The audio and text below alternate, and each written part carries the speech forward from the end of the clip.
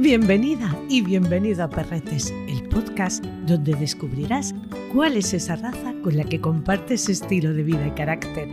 Soy Toñi Martínez, una enamorada de los perretes.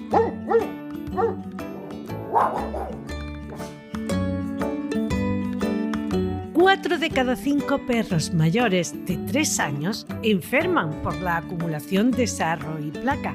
Por eso es tan importante que cuidemos su higiene dental. Pedigree Dentastix Higiene Oral Diaria previene estas enfermedades. Unas chuches deliciosas que gracias a su triple acción reducen la formación del sarro hasta en un 80%, limpian intensamente los dientes y ayudan a la salud de sus encías. Una forma eficaz y cómoda de mantener su boca sana. Están científicamente probados. Entra en pedigree.es y descubre más. La familia de los terrier está compuesta por un buen número de razas, 34 para ser exacta. De ellas, el Reino Unido cuenta con 23.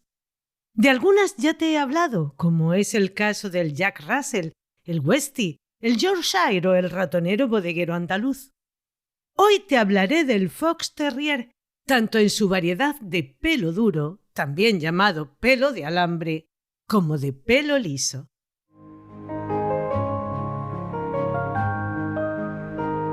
Todos los terrier tuvieron su origen en las Islas Británicas, menos el Sesky Terrier, que procede de la República Checa. Las primeras referencias que nos encontramos nos llevan hasta el año 207. Oppiano de Apamea de Venatione mencionaría a una raza pequeña que habría en Gran Bretaña y a la que llamaría Agassiz, muy similar a un Fox Terrier de pelo liso.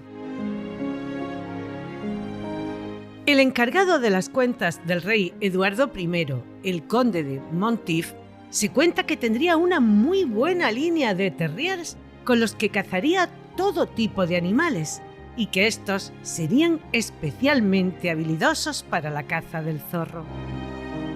Entre las anotaciones que iría llevando de esas cuentas podemos leer: Anno Domini 1299 y 1300.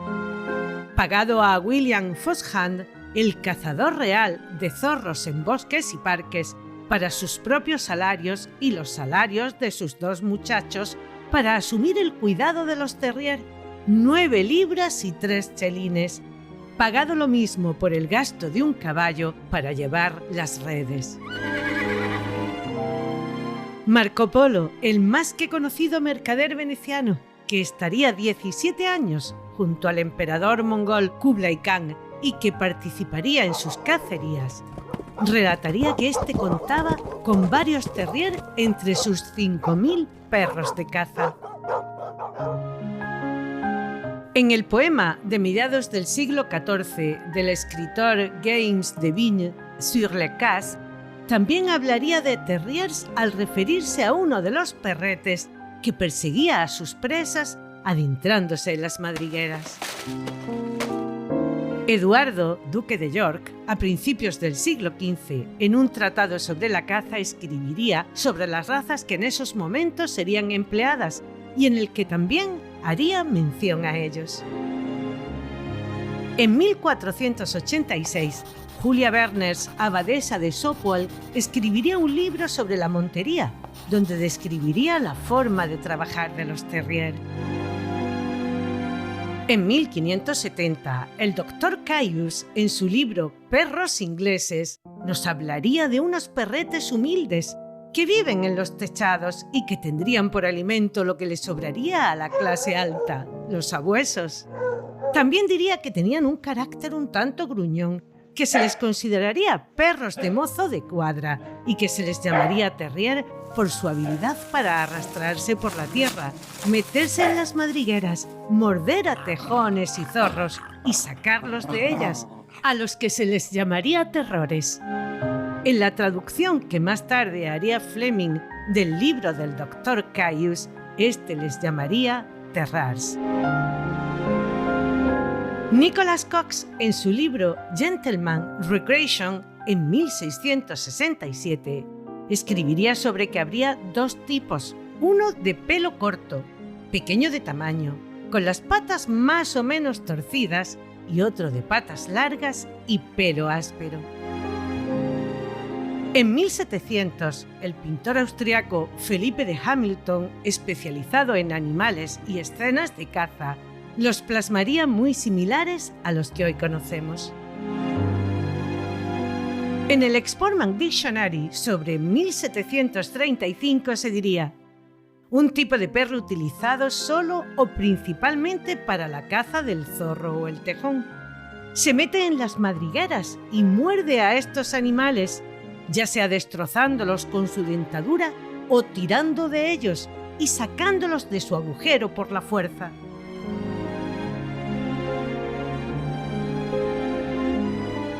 En 1760, Daniels, en Field Sport, afirmaría que en sus perreras tendría varios terrier, a los que describe como de pelo duro, patas fuertes y cortas, y de color negro o amarillo mezclado con blanco, y que el otro tipo es de pelo liso, muy atractivo a la vista por su belleza, más corto, muy vivo y por lo general de color marrón rojizo o negro y patas bronceadas, pero que ambos tendrían un enemigo en común, el topo y las alimañas, y que al enfrentarse con el tejón, la nutria, la mofeta y el zorro, muy frecuentemente recibirían una respuesta dura y agresiva de sus adversarios, que soportarían con un gran coraje, y que el terrier de pura raza, bien entrenado, buscaría frecuentemente más de una contienda en su rival.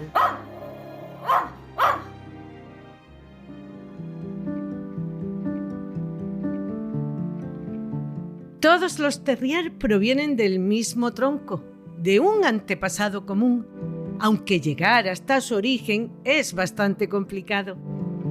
Lo que sí se tiene como cierto es que en el siglo XVIII y a principios del XIX se criarían perros con capacidad y habilidad para entrar en las madrigueras, con un olfato bien desarrollado, que fuesen de morro estrecho y largo para que pudieran meter el hocico y llegar a sus presas con facilidad, con una dentadura fuerte, ágiles, inteligentes, valientes y con poder de decisión, y que además tuvieran poca estatura, cruzando a los que demostrarían estas cualidades dando igual el resto de características físicas. Solo tendrían en cuenta que si querían que fueran veloces, sus patas deberían ser largas, pero si su prioridad era que entraran en las madrigueras, estas deberían ser cortas y en ambos casos tener bocas fuertes. Entre finales del siglo XVII y principios del XVIII ya los habría con color blanco. Se especula con que se introduciría este color debido a los cambios en las vestimentas de los monteros, pero la más cierta y contrastada es que así sería más fácil diferenciarles de las presas cuando ambos salían al mismo tiempo de las madrigueras y evitar el que hubiese equivocaciones y se les pudiese disparar, algo que pasaría en muchas ocasiones, como lo corrobora un artículo de 1803 en el Sporting Dictionary, donde podemos leer: terriers uniformes de la mejor sangre ahora se crían en varios colores. Los más aceptados son los negros y tan, negro y blanco, tan y blanco o blanco puro. Hay dos clases de manto, el áspero y pelo duro, y el otro liso tupido y de pelo corto. Puesto que la caza del zorro es popular en cada condado, estos pequeños buenos terrier de caza han llegado a ser tan útiles y de moda que pocas caballerizas señoriales del país carecen de ellos.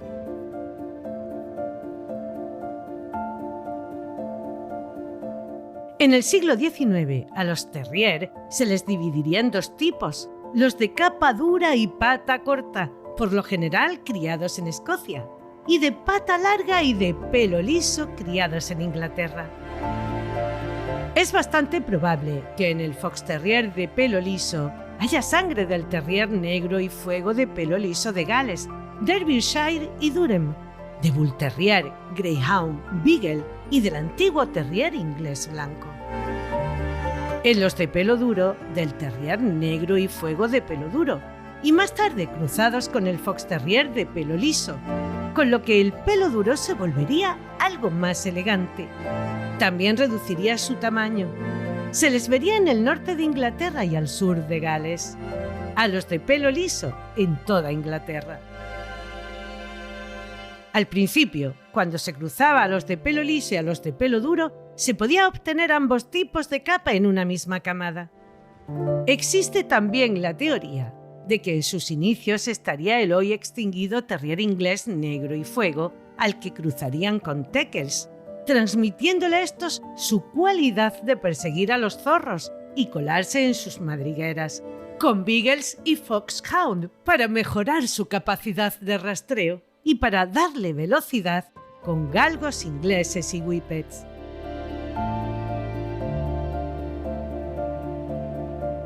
La cacería del zorro se convertiría en el pasatiempo de la aristocracia y, como te he comentado en otros capítulos dedicados a otras razas de terrier, en reuniones donde se tratarían incluso asuntos políticos y de alto estado, alcanzando su máximo esplendor durante la primera mitad del siglo XIX. Todos los detalles estarían contemplados, desde el vestuario a la organización, la participación y hasta la forma y la medida del cuerno que se utilizaría para dirigir la cacería. Como trofeo se entregaría la cola, la cabeza y los pies del zorro atrapado. El resto del cuerpo se echaría como comida a la jauría.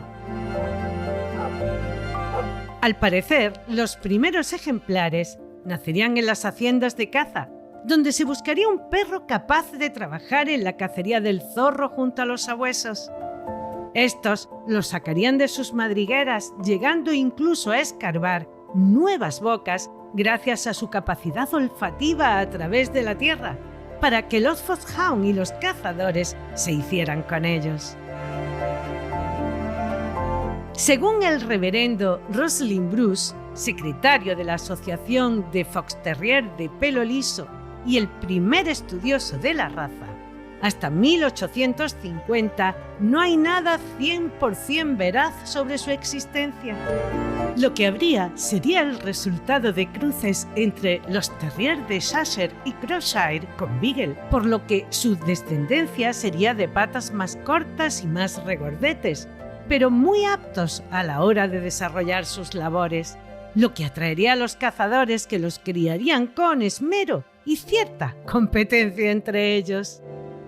Por supuesto, en aquella época, el cruce de los ejemplares de pelo duro y de pelo liso era frecuente, porque no se daba prioridad a las características del manto, pero sí serían más solicitados los de pelo liso.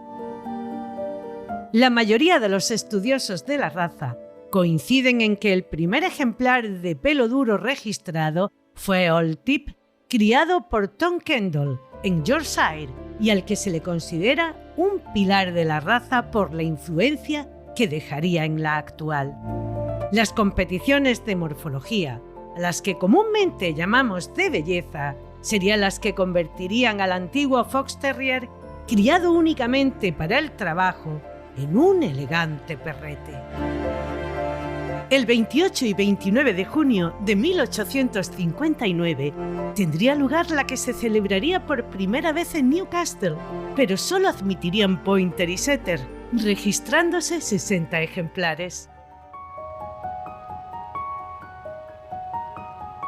En 1862 se inscribirían por primera vez como Fox Terrier en la exposición canina del Islington Agriculture Hall, en la que participarían más de 20 ejemplares. Al ganador, un ejemplar de pelo liso llamado Trimmer, se le describiría como sin pedigrí y con un aspecto pesado, pero competente y de color negro y fuego. Ese mismo año, en una exposición en Birmingham, a una clase se les llamaría terrier ingleses blancos y de pelo liso, excepto los negros y fuego. Un año después, en la Birmingham National Dog Show, impulsada por dos famosos cazadores de aquellos tiempos, los señores Watkin Williams y Cornelius Touch, se inscribirían 3 machos de pelo liso a los que podríamos poner como la base del Fox Terrier. Old Jock, propiedad del señor Warren, quedaría el primero. Era prácticamente blanco y pesaba unos 8 kilos. El reverendo Jack Russell, que aunque ha pasado a la historia como el padre de la raza que recibe su nombre, él siempre se tuvo como un criador de Fox Terrier de pelo duro y sobre ellos desarrollaría su raza, lo utilizaría como semental. Como te contaba en el capítulo del Jack Russell, el primer perro del reverendo sería una hembra Fox Terrier llamada Tramp, que compraría a un lechero en 1818 durante su época estudiantil. Trap, cuya línea probablemente se remontaría a los viejos terrier ingleses que criaba el mayoral de Oakley Hunt, quedaría el segundo. Tartán, criado por el señor Stevenson, no tenía pedigrí, pero sería el padre de una descendencia de buenos Fox Terrier de pelo liso, quedaría el tercero. Una hembra de color blanco, propiedad de la señora Mewia, de nombre Pepper, quedaría también primera en su categoría.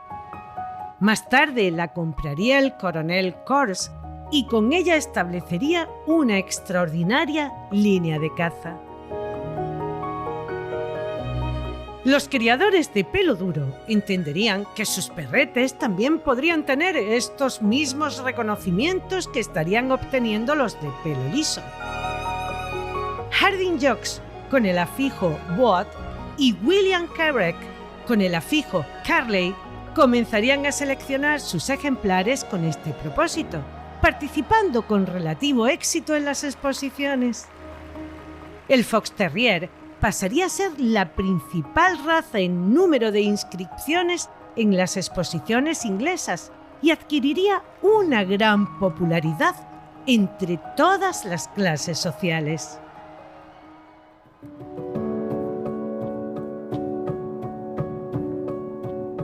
En 1868 nacería Belgrave Joe en el criadero Laster, al que se le consideraría el ejemplar más perfecto, el padre de la raza del Fox Terrier de pelo liso, y que dejaría una descendencia de muchos campeones en sus 19 años de vida. No llegaría a participar en exposiciones debido a que una de sus orejas habría sido tocada. En 1868, Australia importaría el primer ejemplar de pelo liso. Sería una hembra llamada Carlos, la base para la raza en este país.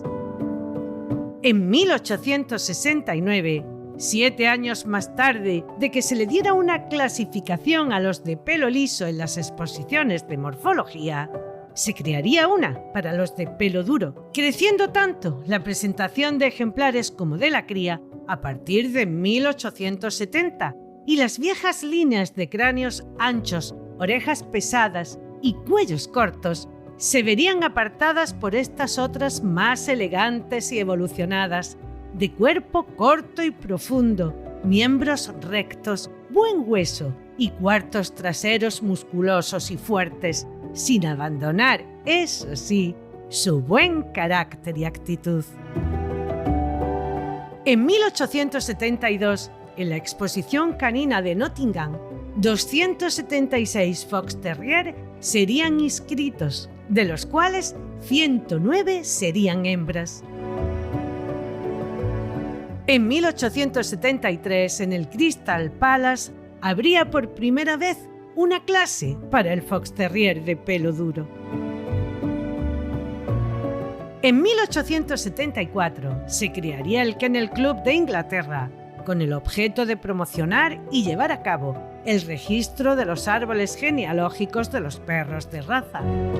Curiosamente, entre los primeros componentes habría grandes aficionados al Fox Terrier, llegando incluso a ostentar la presidencia uno de ellos, el señor Francis Redmond, durante algunos años. En 1876, un grupo de 22 aficionados a la raza fundarían el Fox Terrier Club de Inglaterra. La duquesa Kathleen de Newcastle, considerada una de las criadoras de Fox Terrier de pelo duro bajo el afijo Nats más importantes de la época que se encontraba entre ellos, sería su primera presidenta y se redactaría un estándar para la raza. Los de pelo duro y los de pelo liso tendrían libros de orígenes genealógicos distintos. Al principio, los cruces entre las dos variedades serían frecuentes, buscando que el pelo liso le aportara al pelo duro líneas bien definidas y cabezas refinadas. Este mismo año, 1876, hasta Australia llegaría Nell, el primero de pelo duro importado de Inglaterra. En mayo de 1877, el Fox Terrier Club de Inglaterra celebraría su primera competición de belleza, en la que se inscribirían 220 perros. En 1879, llegaría a Boston el primer Fox Terrier de pelo liso, una hembra nieta de Belgrello llamada Tort. En 1882, más de una cuarta parte de inscripciones en las exposiciones serían de Fox Terrier. El público asistente se enamoraría de ellos, convirtiéndoles en el perro favorito de compañía de la época, llegando a pagarse cantidades considerables por un buen cachorro y por encima de las 300 libras si eran adultos de prestigio. En 1883 llegaría el primer ejemplar a la ciudad de Nueva York, en los Estados Unidos. Este mismo año se empezaría a publicar el The Fox Terrier Chronicle, un periódico mensual que tendría 1 millar de suscriptores. En 1885 se fundaría el Fox Terrier Club de América. Un año después, 75 ejemplares de pelo liso y 4 de pelo duro participarían en la primera exposición organizada por el club, en su mayoría traídos de Inglaterra. Y este mismo año, el American Kennel Club reconocería al Fox Terrier de pelo liso y duro como razas de manera oficial y adoptaría el estándar del club inglés. Por supuesto, la reina Victoria también se haría con uno de pelo liso al que llamaría Jack, y una vez más los pondría de moda entre la aristocracia. Se cuenta que este perrete le daría muchos quebraderos de cabeza al personal de servicio, que acabaría quejándose de él y que la reina acabaría vendiéndolo. Algún tiempo después se haría en esta ocasión con uno de pelo duro, al que llamaría César. Canadá inscribiría al primer ejemplar en su libro de orígenes en 1887. La popularidad de la raza en Inglaterra iría en aumento. En 1888 se inscribirían en Sheffield 434 ejemplares entre pelo duro y pelo liso. En 1890, Ruaden Lee escribiría sobre la historia de la raza, en la que reflejaría los 10 mejores ejemplares de Inglaterra. Y por supuesto, entre ellos se encontraría Belgrave Joe, diciendo: transmitió su hermoso aspecto a sus hijos, nietos y bisnietos, tanto machos como hembras. Actualmente hay pocos Fox Terrier importantes que no tengan, por parte de una rama o de la otra, alguna gota de la sangre de ese viejo ejemplar corriendo por sus venas. En 1892 llegaría el primer campeón inglés a los Estados Unidos. En 1893, en el criadero de la duquesa de Newcastle, nacería su primer Fox Terrier de pelo duro, una hembra a la que llamaría Lady Tipton of Nats. En 1896 nacería en Inglaterra una hembra criada por Francis Redmond, a la que llamarían Donna Fortuna, que sería campeona y que durante los 5 años en los que participaría en campeonatos nunca sería vencida. Se le consideraría la mejor hembra de pelo liso que se había criado hasta ese momento. En 1898, de nuevo en el criadero de la duquesa, nacería Cattle of Nuts, que se convertiría en un ejemplar importantísimo en la historia de la raza, ya que sería el nexo de unión de las líneas que habría en ese momento más modernas con la sangre de Old Tip, que, como te decía anteriormente, sería determinante su influencia en el apuntalamiento del tipo actual del Fox Terrier de pelo duro.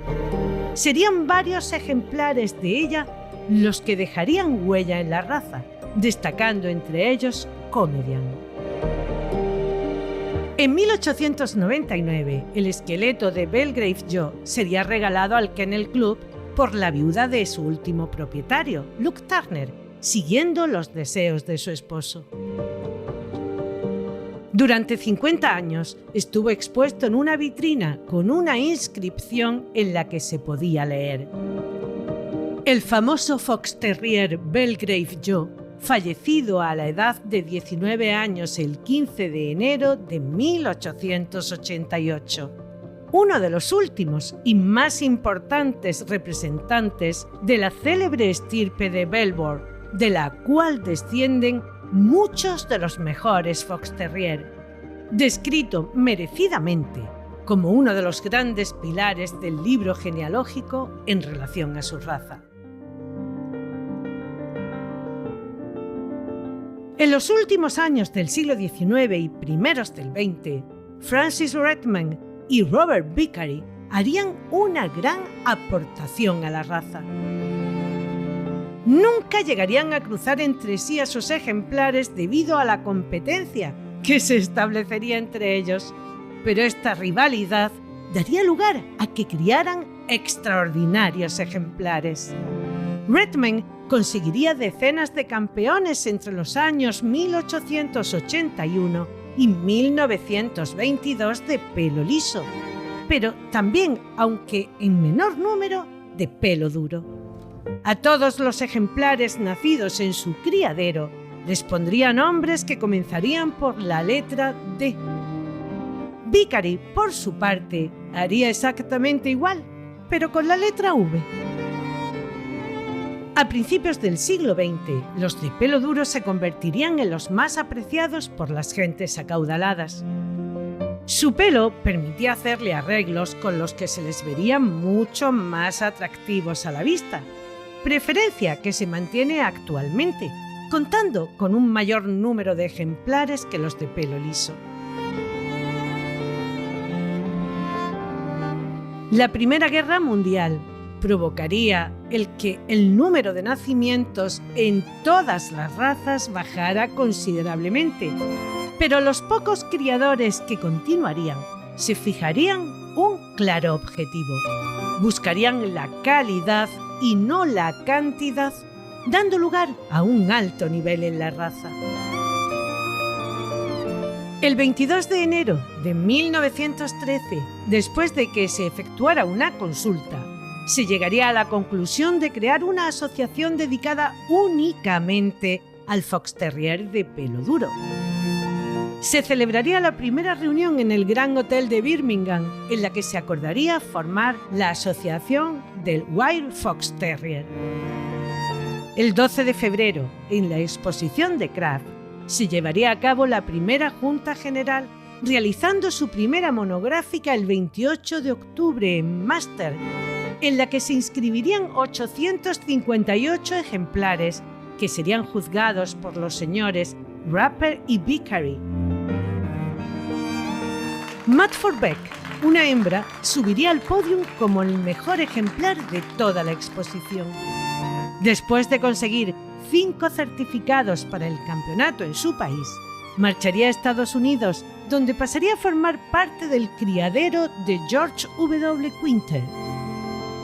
Allí continuaría acaparando triunfos, llegando a ser la mejor de toda la exposición en las celebradas por el Westminster Kennel Club en los años 15 y 16, siendo considerada como el sumo de la perfección en la cría y el mejor Fox Terrier de todos los tiempos.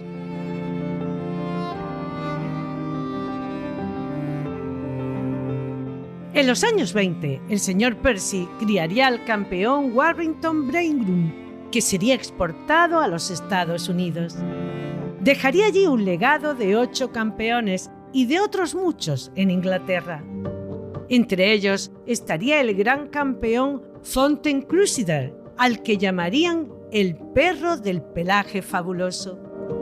Sería un ejemplar prácticamente perfecto, con las manchas de color vivo y con una gran personalidad. 23 campeones dejaría en su descendencia, entre ellos Talavera Simon. Este ejemplar nacería el 1 de mayo de 1924 y sería el padre de 11 campeones machos y 11 campeonas hembras.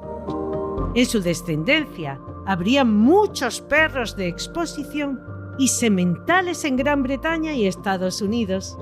Una de sus hijas, la campeona Wayne's Great Surprise, se considera la mejor hembra de exposición hasta el día de hoy. Talavera Simon desempeñaría una gran influencia sobre el Fox Terrier de pelo duro actual. De hecho, su genealogía está presente en los más importantes actualmente. Se diría de él que habría dominado durante generaciones, mejorando la raza hasta el punto de revolucionarla. Tendría una de las cualidades más importantes, el carácter, aunque en las exposiciones esto no le ayudaría mucho. La duquesa de Newcastle lo juzgaría y en su rapport haría constar: muy mejorada su actitud en el ring desde su desagradable comportamiento en Windsor. También ha cambiado tanto en calidad como en comportamiento. Inusual largo de cabeza, hombros de muy buen tamaño, buen costillar y frente. El 5 de abril de 1923, Lord Carnarvon, mecenas del arqueólogo Howard Carter, se encontraría con la muerte en el Hotel Continental de El Cairo. Las leyendas contarían que esta sería consecuencia de la maldición que el faraón Tutankamón habría echado a quienes profanaran su tumba, y que esa misma noche su perrita Fox Terrier llamada Susie, después de exhalar lastimeros aullidos de dolor, moriría también en su residencia de Highclere en Inglaterra, a más de 5.000 kilómetros de su amo.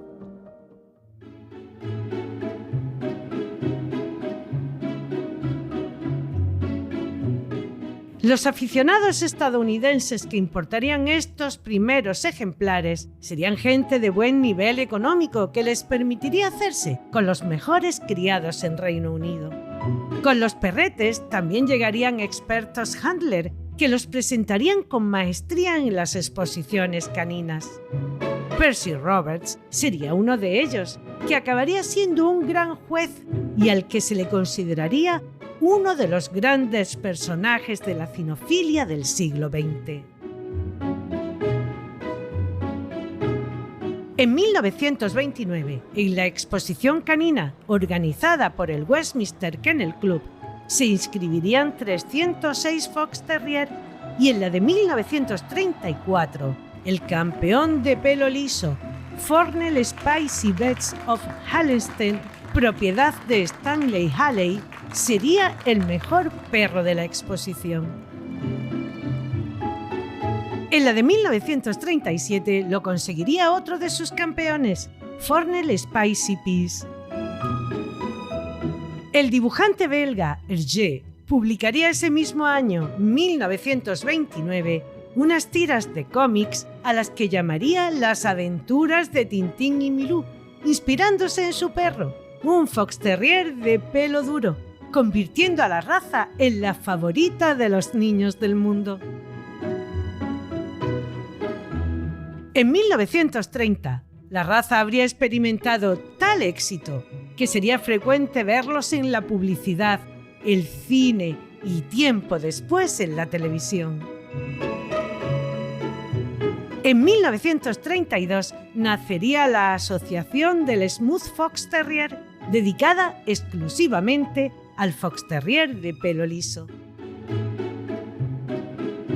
En 1935 se inscribirían en el Kennel Club inglés 7.435 de pelo duro y 2.126 de pelo liso. La Segunda Guerra Mundial, como sucedería con todas las razas, daría lugar a que volviera a bajar considerablemente el número de ejemplares nacidos, pero a finales de la década de 1940, muchos ejemplares importados de Inglaterra a Estados Unidos, junto a los nacidos en el país, volverían a pisar los rines en las competiciones de morfología o belleza. En 1946 se registrarían 7.986 wire o de pelo duro y 2.228 smooth o de pelo liso. El 26 de junio de 1963, la Federación Cinológica Internacional reconocería a título definitivo las dos variedades, encuadrándola en el grupo 3, que es donde agrupa a todos los terrier, en la sección 1 de talla grande y mediana, y lógicamente fijando a Reino Unido como su país de origen. En 1966, en Australia, Barbara White comenzaría con un campeón inglés, criaría con el afijo Cambury. Su campeón, Pen de P. de Piper, sería 54 veces Best in Show, el mejor perro de toda la exposición.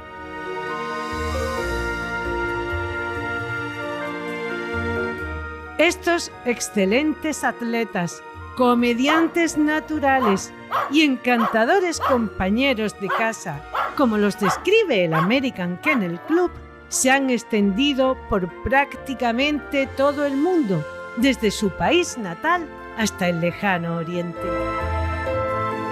Hoy día se sigue considerando dos razas independientes, Fox Terrier de pelo duro y Fox Terrier de pelo liso, y cruzarlos no está permitido por la Cinofilia Internacional.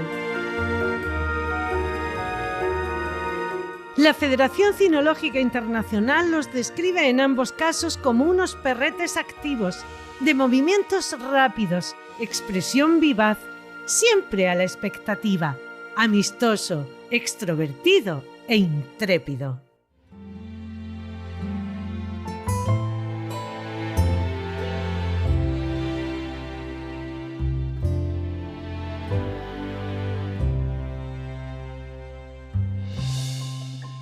Como a bien seguro ya habrás deducido, no son precisamente perretes de sofá. Les gusta disfrutar y es una necesidad el tener una buena dosis de actividades físicas y mentales donde dar rienda suelta a su espíritu curioso. Correr de un lado para otro, olfatear e investigar cada centímetro del terreno, escarbar, saltar y sacar fuera su inagotable energía.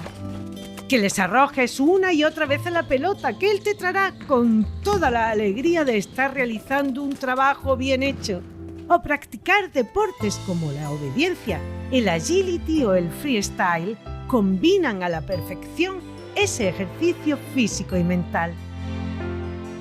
Un perrete que no tiene cubiertas estas necesidades acabará volviéndose obsesivo, un ladrador imparable y un destructor de todo lo que encuentre en su camino. Defenderá y protegerá su casa y familia. Es un buen guardián que te avisará de cualquier movimiento extraño. Son bastante ladradores. Con las personas será amable. No será tanto así con otros de su especie, si su socialización temprana no se ha llevado a cabo de manera correcta. En la mayoría de los casos será por miedo a este comportamiento. Acostumbrarlos desde muy chiquitos a que se desenvuelvan en cualquier situación, con personas, ruidos y otros animales, es imprescindible para todos los perretes, sean de la raza que sean. Una socialización correcta, dedicando tiempo a enseñarle órdenes y trucos, recompensando siempre su buena actitud, nos garantiza que sea estable y equilibrado. En definitiva, que sea feliz. Detrás de los malos comportamientos siempre hay inseguridades, miedo y estrés. Deberás trabajar bien la llamada y no soltarle nunca en zonas donde pueda producirse algún accidente. Si coge un rastro o algo se mueve a su alrededor, es bastante posible que no te haga demasiado caso. Para él no habrá obstáculos que no puedas saltar o deslizarse por el suelo para sortearlo. Tener en casa pequeños animales que él pueda verlos como una presa tampoco resulta una buena idea. Con las personas chiquitas se entenderá de maravilla porque le encanta jugar. Eso sí, deberás tener ciertas precauciones como que no jueguen a pillarse. Recuerda su instinto de cazador. Vigila el juego y ten en cuenta que con niños muy pequeños no es recomendable que les perdamos de vista. Siempre deberemos tener control sobre estos tiempos de juego, porque también tienen tendencia a no querer compartir ni juguetes ni comida. Mónica Sánchez Marina, nuestra instructora formadora reconocida por la Real Sociedad Canina de España, evaluadora del Zoosanitario de Málaga e instructora en la Escuela Canina Quercus, nos habla de cómo debemos procurar que sea el juego entre nuestras personas chiquitas y nuestros perretes.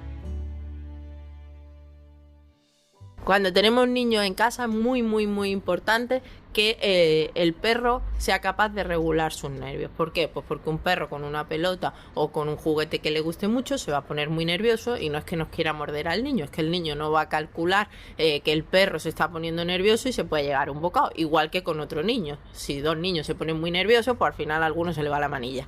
En los perros pasa igual, un perro y un niño pues es como dos niños, el perro se pone muy nervioso y entonces lo ideal es que siempre haya un adulto controlando que el perro no se ponga muy nervioso y que el niño pues no se acerque el juguete a la cara o que suelte el juguete antes de que el perro llegue a morder, en caso de que sea un cachorro. Una vez que el perro es adulto, pues si el perro está educado va a regular perfectamente y va a saber a qué límite puede llegar con el niño porque es un bebé. Pero en cachorros hay gente que tiende a pensar que el perro tiene que respetar al niño y eso es un proceso de aprendizaje. El perro tiene que saber que un niño es más delicado y que este tiene que poner menos nervioso.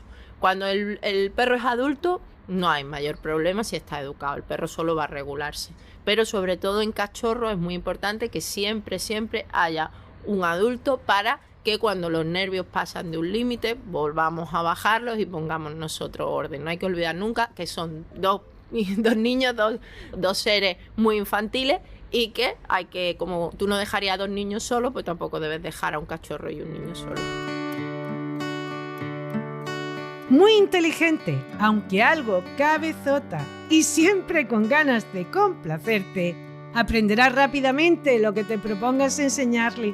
Pero como la mayoría de los terrier, deberás ponerle límites y ser firme con él, pero siempre amable. Siente verdadero amor por su humano, pero no es un perrete faldero. Le gusta tener su espacio y sus momentos de soledad. David García Suárez, juez internacional de trabajo deportivo, creador del método Prosopea para terapia con niños y niñas con discapacidades y monitor en la Escuela Canina Quercus, nos habla de ellos. Pues el Fox Terrier es una de nuestras razas favoritas. Todos los terriers son perros que nos llaman muchísimo la atención. Siempre tenemos terrier en casa y de hecho hace ya unos años tuvimos un Fox Terrier de pelo liso que lo disfrutamos enormemente porque era un perro con una vitalidad y una energía. El pelo liso y el pelo duro, por lo menos en nuestra experiencia, siempre hemos notado ciertas diferencias. El pelo liso Son perros que te permiten hacer un entrenamiento algo más fino que los perros de pelo duro, donde parece que ha primado siempre más esa tozudez de terrier, pero en los de pelo liso hemos visto perritos pues que te lo ponían algo más fácil a la hora de educarlos, ¿no? Más sensibilidad y con mucho motor, es decir, con muchos niveles de motivación y con muchas ganas de divertirse y disfrutar. Y son perros que, si ya los conocéis, ya sabéis que pueden ser muy pendencieros, entonces es muy importante tenerlos bien educados para no tener problemas. Pero esas pequeñas diferencias, pero que nosotros las hemos notado entre esos dos estilos de perritos. Nosotros, pues, los dos nos encantan, pero nos quedamos muy enamorados de este perro de pelo corto, y probablemente en el futuro no será extraño que volvamos a tener alguno.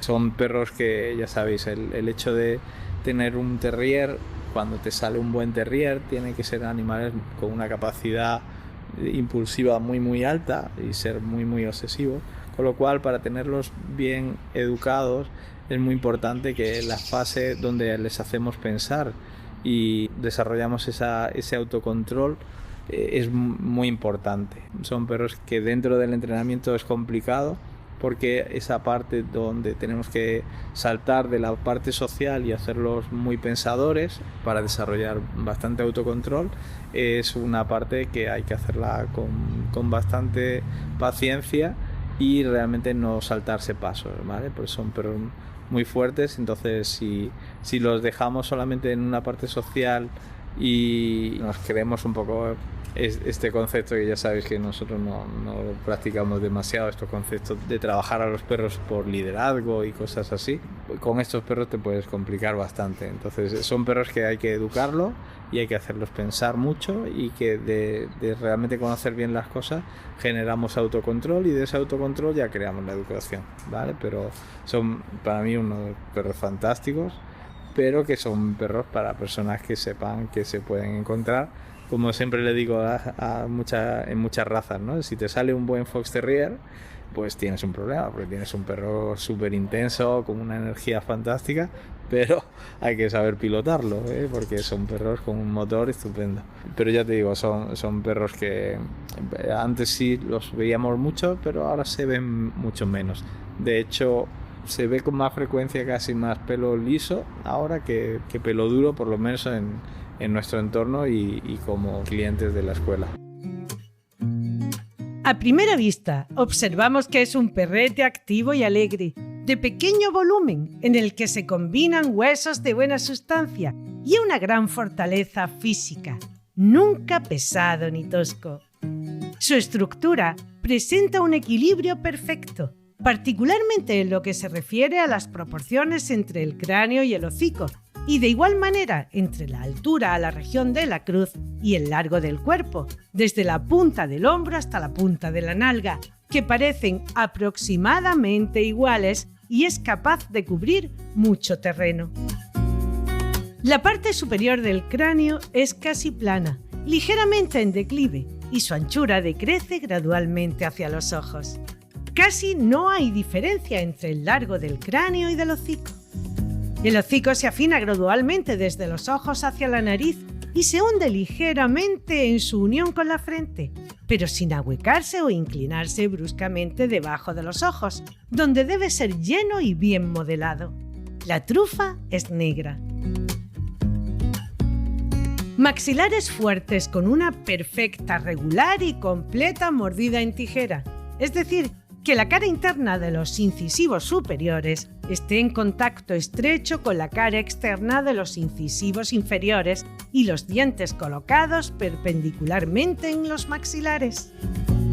Ojos oscuros, que denoten viveza e inteligencia, moderadamente pequeños y no deben ser protuberantes, pero sí lo más redondos posibles.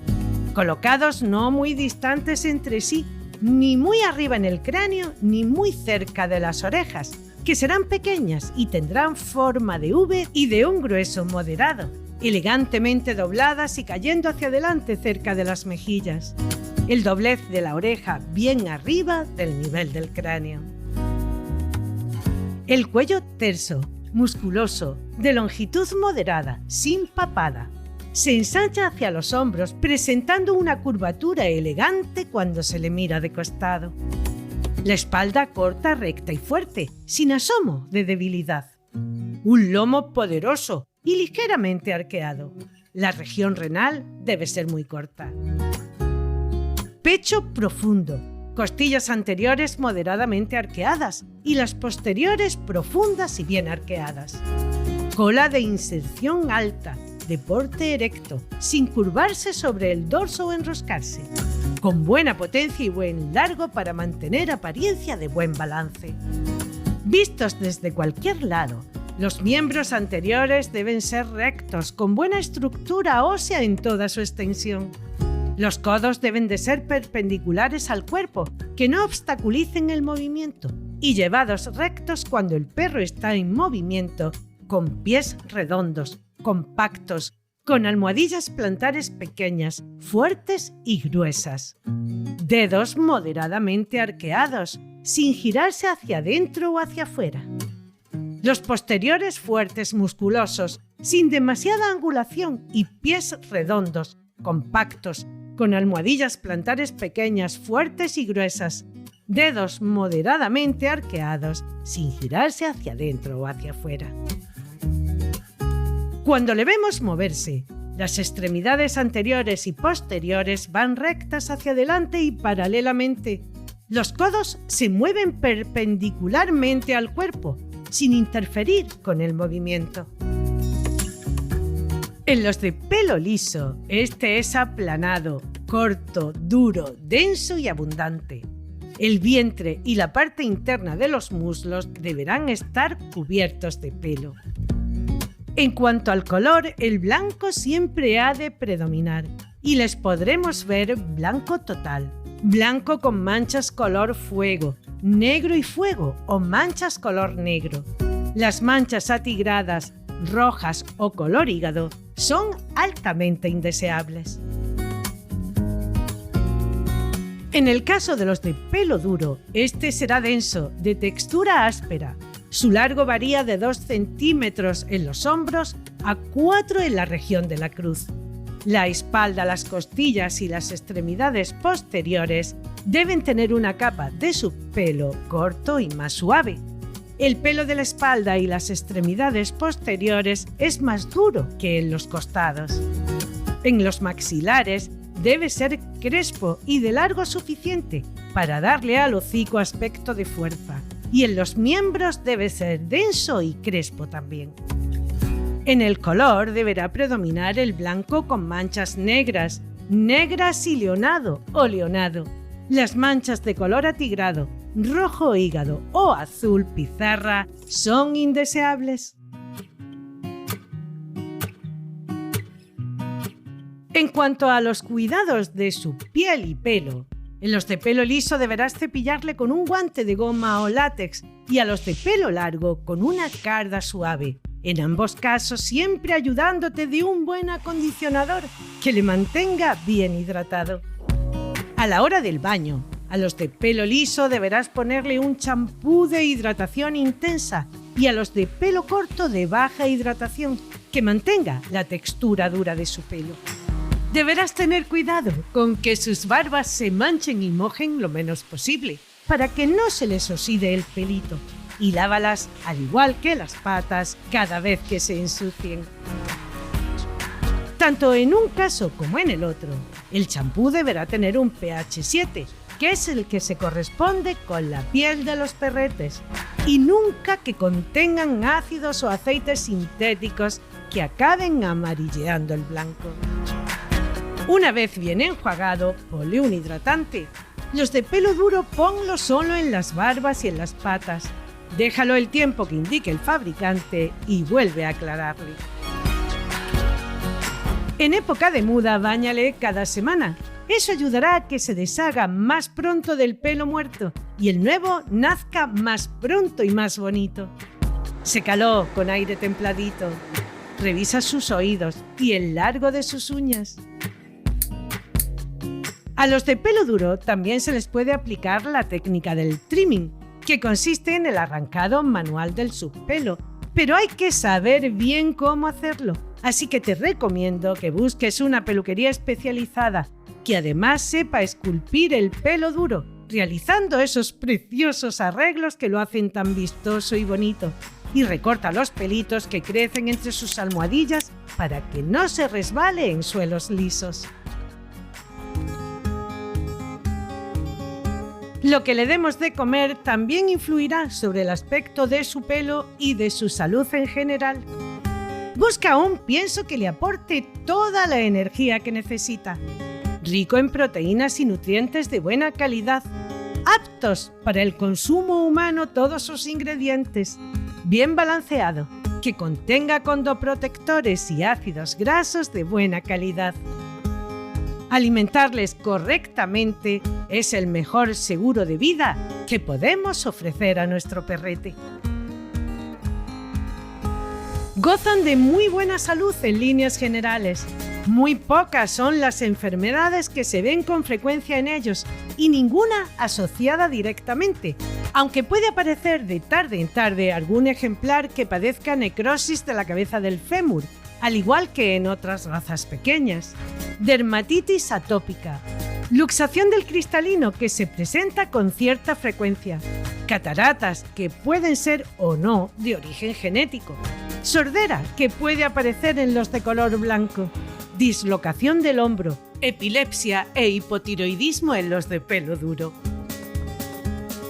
El Fox Terrier es lo que en Andalucía llamamos un auténtico polvorilla, siempre activo y dispuesto a seguirte al fin del mundo. Si eres una persona activa y con ganas de dedicarle tiempo y con experiencia en el manejo de perretes, este puede ser tu compañero ideal.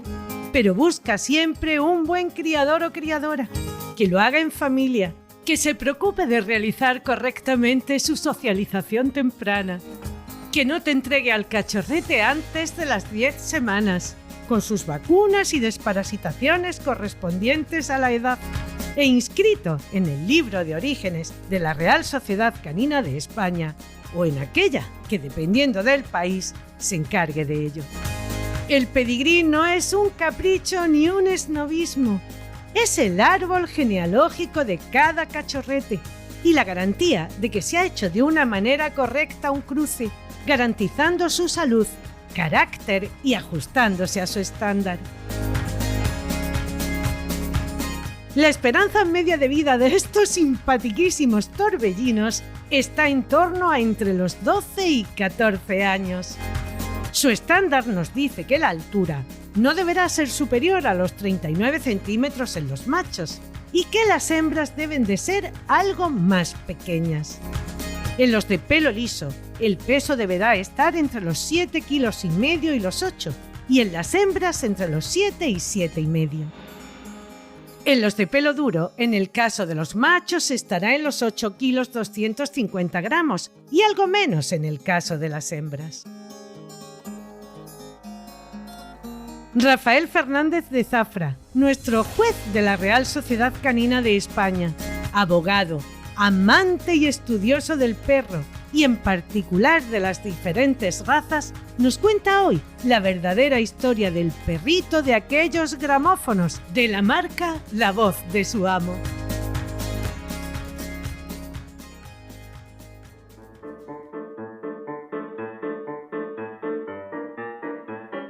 Quizá sea, como bien dicen los ingleses, el motor más grande en el chasis más pequeño. Este es el Fox Terrier. Yo he tenido sobre todo de pelo liso y algunos de pelo duro. Y os voy a contar algunas anécdotas de ellos, empezando por el más famoso de todos, que es el famoso Sniper, el perro de La Voz del amo, de esa marca de disco que todos conocemos. Pues no era un Fox Terrier. Todo lo contrario de lo que la gente cree. Era un cruce de Bull Terrier por Fox Terrier. Su propietario se llamaba Marc Barot y falleció, y su hermano Francis, que era fotógrafo y pintor, recogió a este perrito. Tal era el cariño que le tenía Francis a su hermano Marc, que tenía la voz grabada en un gramófono y de vez en cuando lo escuchaba. Y Naiper, el perrito, se quedaba embelesado escuchando cómo hablaba su amo en aquella grabación. De ahí viene la marca, la voz de su amo. No contento con ello, también Francis, que era un gran pintor, lo inmortalizó en un cuadro. En un cuadro que refleja en esa maravillosa foto que le tomó la fidelidad que tienen nuestros mejores amigos. El fox de pelo liso fue muy habitual en España entre la aristocracia y de hecho varias infantas de España tuvieron fox de pelo liso y dejaron un bonito legado en Sevilla y provincia de esta raza. Yo os voy a contar una anécdota de un perro. En casa tuvimos varios: Arpa, Apia, Ancla, y uno de los que tuvimos se llamaba Pinocho. Pinocho fue un regalo de un señor a mi abuelo y le pusimos Pinocho porque, como era sordo, mentía más que ladraba. Cualquier cosa ladraba porque, claro, el hombre era sordo y no tenía noción de ruido ni nada. Pero voy a contar la anécdota de cómo se quedó sordo. Este perrito era de un aristócrata alemán afincado en Málaga y resulta que este señor estaba poniendo unos barrenos para dinamitar unas rocas. Mira por dónde coloca el barreno y se encuentra a menos del minuto que el perrito le trae el cartucho del barreno encendido a sus pies. Con las mismas, el varón coge el cartucho, lo tira en el aire, el perrito sale detrás, gracias a Dios no le pasa nada, pero ante la deflagración, el estallido, el perrito se queda sordo. Como ya el señor no le cedía para la caza, pues no lo cedió a nosotros como padrillos, porque era un perro con un magnífico pedigrí. En el pedigrí se llamaba Sergio Fonchimpampón, pero nosotros le pusimos en casa Pinocho. Porque claro, como he dicho, mentía más que ladraba, en tanto en cuanto no escuchaba nada de nada por aquel accidente que tuvo.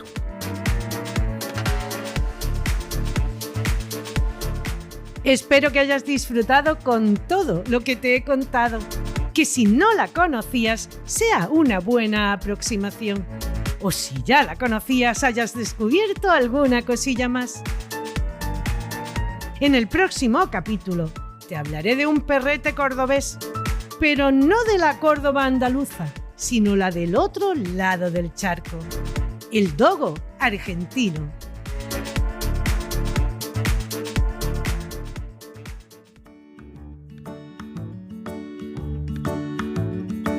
Has escuchado Perretes, un podcast de Toni Martínez con la colaboración de Mónica Sánchez Marina, Rafael Fernández de Zafra y David García Suárez. Pablo Cruz hizo la supervisión. Mi agradecimiento a María Santonja, Francis Arrabal y Pablo Cruz por animarme a llevar a cabo este proyecto. Escucha Perretes en cualquier reproductor de podcast. Si te ha gustado, déjame una reseña, compártelo en tus redes sociales y recomiéndame a tus amistades. Gracias por escucharme.